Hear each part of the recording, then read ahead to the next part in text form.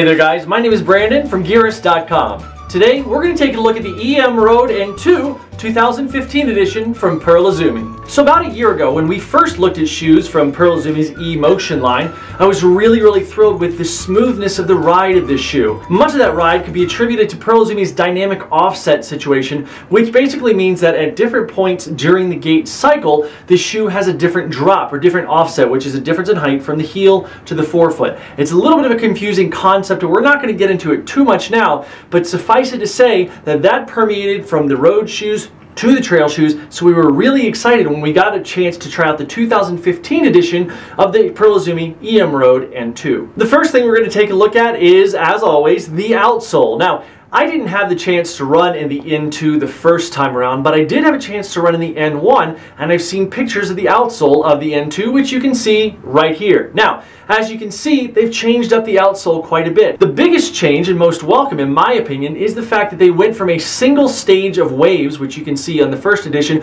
which basically go up from the lateral side to the medial side, to this kind of more wave-like pattern on the 2015 edition of the N2.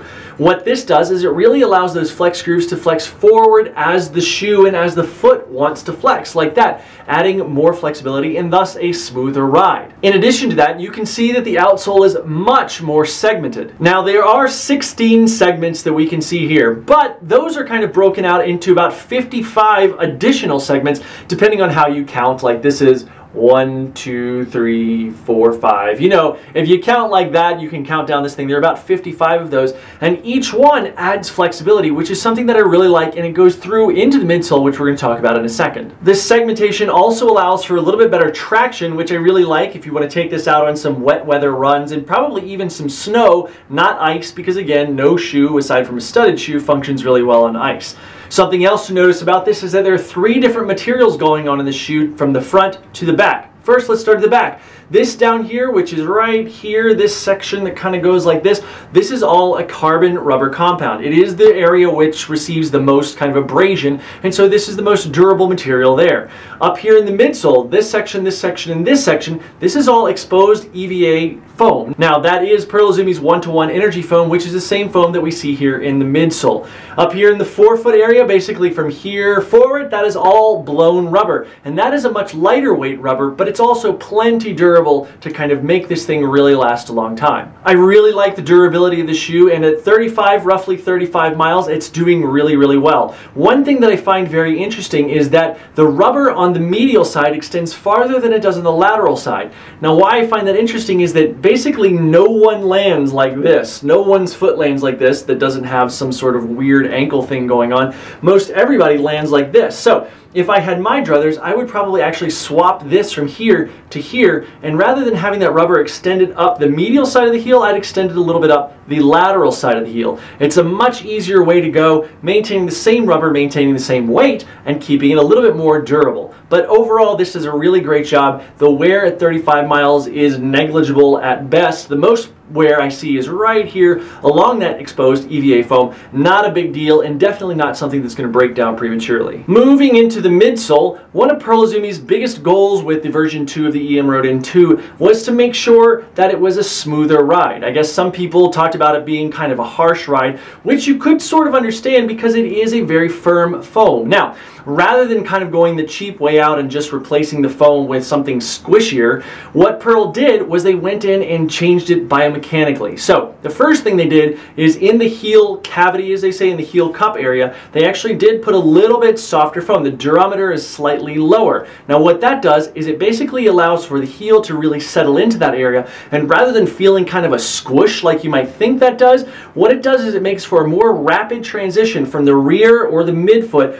into the forefoot. And so rather than just simply taking away the impact by virtue of putting a softer, squishier foam in there, they've made the transition quicker, thus making that ride even smoother. Also, as I mentioned a minute ago, Pearl really aimed with the flexibility of the shoe, the outsole through to the midsole, to make this shoe a quicker transition from the rear of the foot to the forefoot. That's going to get you on your heel or wherever you land on that midfoot and off into the forefoot very, very quickly, which is where your weight's going to wind up anyway, no matter what type of gait you've got. Lest we forget, for all you spec heads out there, the specs of the midsole outsole of this shoe are basically that it has a 23mm stack height. Now, the drop itself is actually kind of difficult, as I mentioned, to understand, but at the initial contact, which we're going to say is right about here, you have a 4mm offset. But at mid stance, when you kind of wind up about here-ish, at that point, it's a 7.5mm offset. Basically, what this means for you is, depending on how you feel this shoe runs. This is one of those shoes that has this drop thing that we all get stuck up in a hard and fast number, but it feels different. To me, this feels like a 4mm drop shoe. That's it. I don't think it runs any higher than that. I certainly don't think it runs like a 0 drop shoe, but I do feel like it's got a nice 4mm drop, really in a sweet spot for me personally. Now onto the upper of the shoe. You know, for me, there's really something very elegant about the way that the uppers of the Emotion line are done. And when Pearl Izumi in this edition of the shoe has gone over to 3D printed upper, it's really that much more just pretty. There's not a lot to it. There's not an overabundance of strapping or anything like that that's holding the shoe and basically locking that foot in. What you've got here, much as we've seen in other shoe brands, is a 3D printed support structure. You can see these lines are only where they need to be and never where they don't need to be. They're keeping the shoe nice and solidly supported without being overly heavy or adding additional bulk.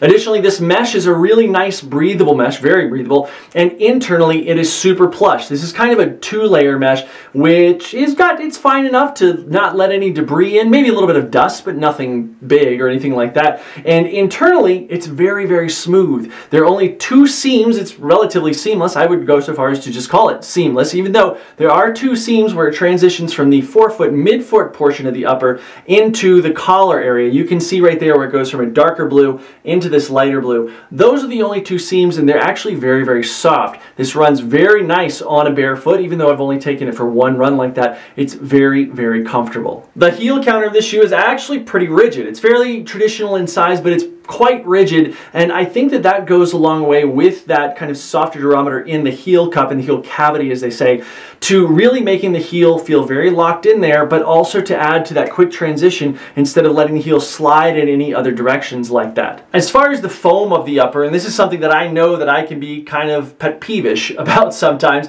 there is a good amount of foam. It's plenty appropriate to me. It's not super thin, it's not super thick. In earlier versions of this shoe that I have seen where it was a little bit puffy around here, kind of an unnecessary amount of foam, but in this version they've really slimmed that down. It's nice and compressed, probably could be a tiny bit more compressed, but I have no qualms with it whatsoever. With the simplicity of the design of this upper comes a simplicity of fit. There's not a whole lot going on inside where you're going to feel your foot locked down or kind of attached to the shoe in different places. This is a very good hug feel, much like it did when we reviewed the Pearl Izumi EM Road N1.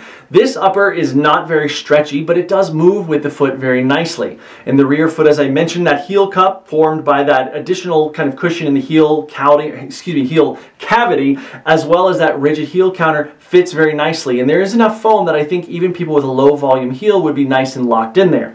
As for the midfoot, it's great. I find sometimes that it's great when I don't have to make a remark about it. That means it's really good because it just fit me well enough to not even be something that I notice.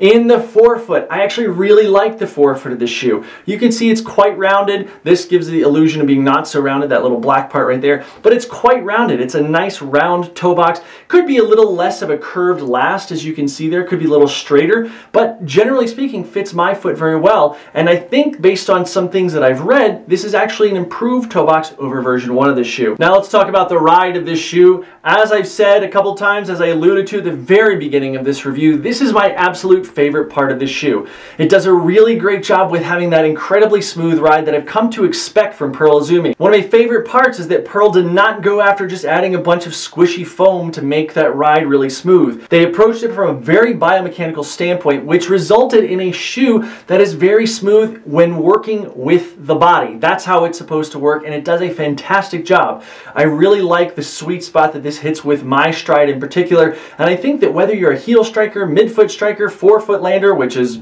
you know, there are a couple of those things that are better than the other, but we won't get into that right now. No matter how you run, the ride of this shoe is going to be very, very smooth and definitely worth trying if you haven't yet. In earlier reviews of the eMotion line, I commented that I was really, really happy that Pearl Izumi was kind of shifting tack and taking a look at their running shoe line from a very biomechanical standpoint. With this shoe, rather than resting on the laurels of the version 1 of this shoe, which was really well received, Pearl has actually driven forward to make an even better shoe with version 2 of the Pearl Izumi EM Road N2. And I really, really appreciate that as a runner who likes to see kind of where brands can go next and how much they can improve themselves. As I mentioned a few times, this is not a soft shoe that is just soft because it's got squishy foam. This is a firm-soled shoe, which actually adds a lot of pep and snap and speed when you need it, but that ride is so smooth it accounts for that and makes it feel a lot softer than it is. At $120, this is also a fairly well-priced shoe. It's right in the meat of that high-end running shoe market, kind of at the lower end actually,